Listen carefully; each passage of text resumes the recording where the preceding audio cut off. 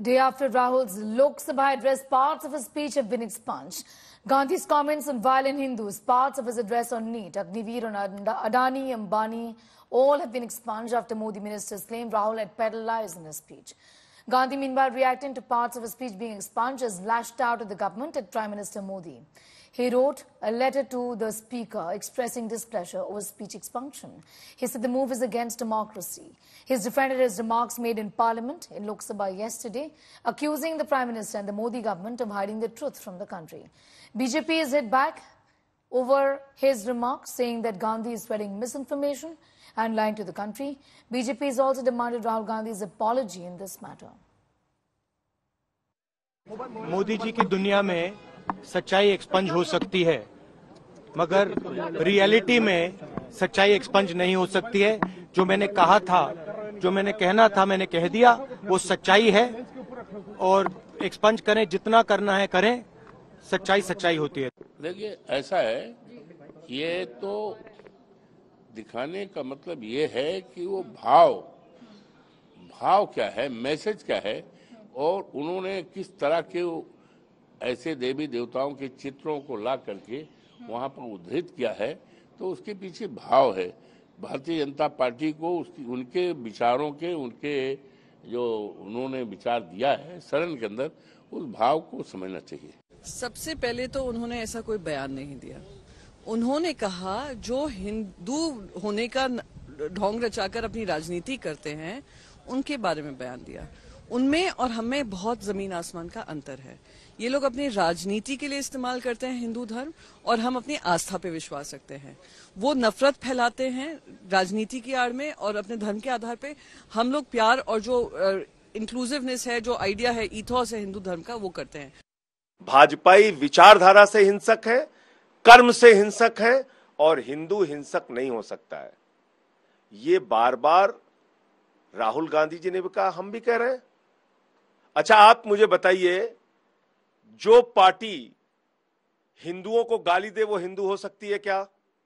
जो पार्टी प्रभु श्री राम के मंदिर में चंदा चोरी करे वो हिंदू हो सकती है क्या?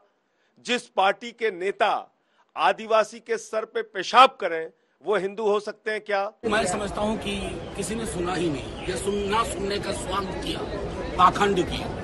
जो उन्होंने बात कही उसका वो लुभाव क्या था, मर्म क्या था? कोई व्यक्ति, कोई संगठन किसी धर्म का ठेकेदार नहीं हो सकता, और ये बात दूर तक चली गई है। प्रोसीडिंग से हटा दो, स्मृति से कहाँ हटाओगे? मेमोरी से हटाने का कोई इंस्ट्रूमेंट नहीं।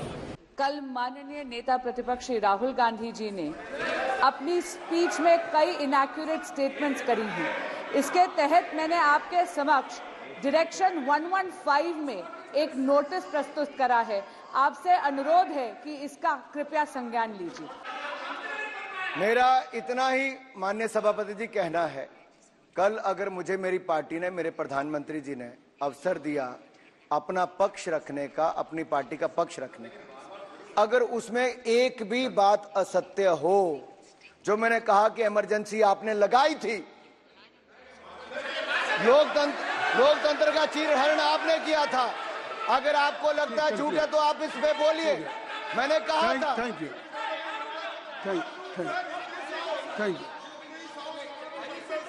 हो गया।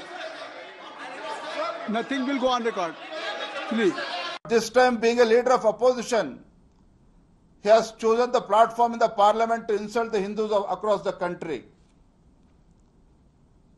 Lok Sabha, the temple of democracy, it cannot be used as a platform to propagate Rahul Gandhi's false propaganda and lies. He is misusing his position as a leader of opposition to incite the people of this country. The behavior of Rahul Gandhi as a leader of opposition is highly condemnable and also it's highly objectionable. देखिए, जिस तरह से लोकसभा के अंदर राहुल गांधी ने बयान दिया है, उसकी जितनी निंदा की जाए वो कम है। और जिस प्रकार से उन्होंने पूरे हिंदू समाज को जो है हिंसक बताया है, वो बहुत ही निंदनीय है। और ये हमेशा से हिंदू समाज का अपमान करने में अपने को गर्व महसूस करते हैं। और आपने देखा होगा पिछले दिनों इनकी पार्टी के और इनके सहयोगी लोग सनातन को गाली दे रहे थे, भगवान राम के मंदिर का विरोध कर रहे थे। और राहुल गांधी विपक्ष के नेता हैं, विपक्ष के नेता का पद बहुत गरिमामयी होता है, उनको गंभीर होना चाहिए। मैं तो यही कहूँगा कि भगवान उनको सद्बुद्धि दे। राहुल गांधी अपरिपक्व है, अभी परिपक्वता नहीं आई। एक विरोधी दल के नेता जरूर हो गए हैं, लेकिन परिपक्व नहीं हुए। भाषण उनका कल था, ऐसा बोल रहे थे जैसे लगता है आम सभा में भाषण दे, कोई तथ्य नहीं, कोई सच्चाई नहीं, और कुछ भी जो बोलना है, आरोप लगाना है, इसके हिसाब से बोल रहे हैं।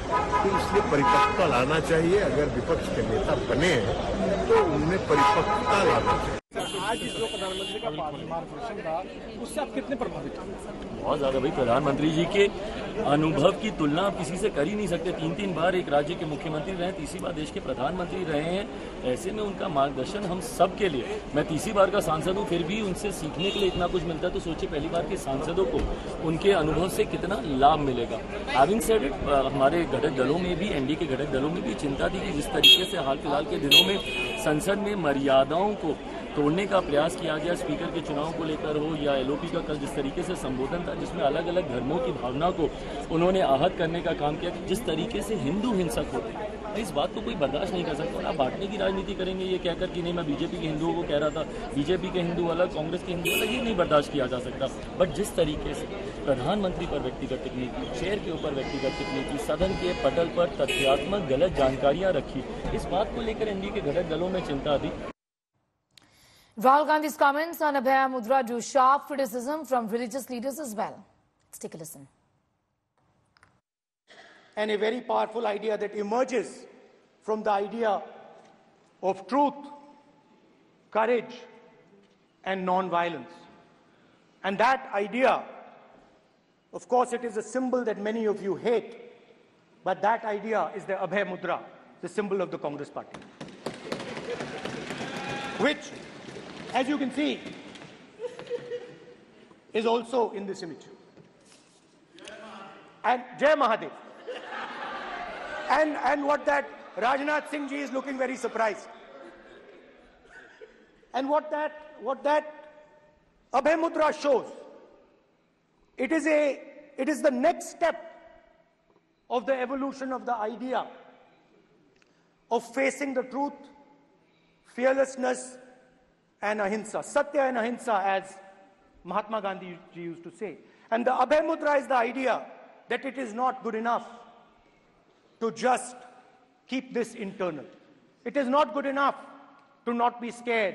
It is not good enough to use non-violence. It is also important that you make others not scared, that you help others become fearless, that you help others become non-violent. So in a sense, the Abhay Mudra is a projection from Shivji to the rest of the world about these two ideas.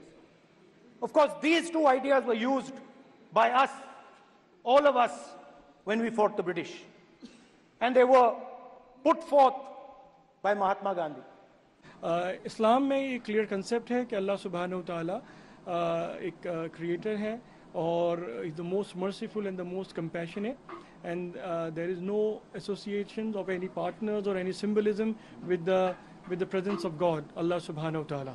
तो मेरे ख्याल से इस तरीके से अगर किसी भी फेथ के लिए, रिलीजन के लिए अगर आप कोई अपनी व्यू पॉइंट रखते हैं तो उसको पहले मेरे ख्याल से कंसल्ट करना चाहिए, उसको समझना चाहिए। हिंदुओं को हिंसक कहना अथवा ये कहना कि वे घृणा फैलाते हैं, ये ठीक नहीं है।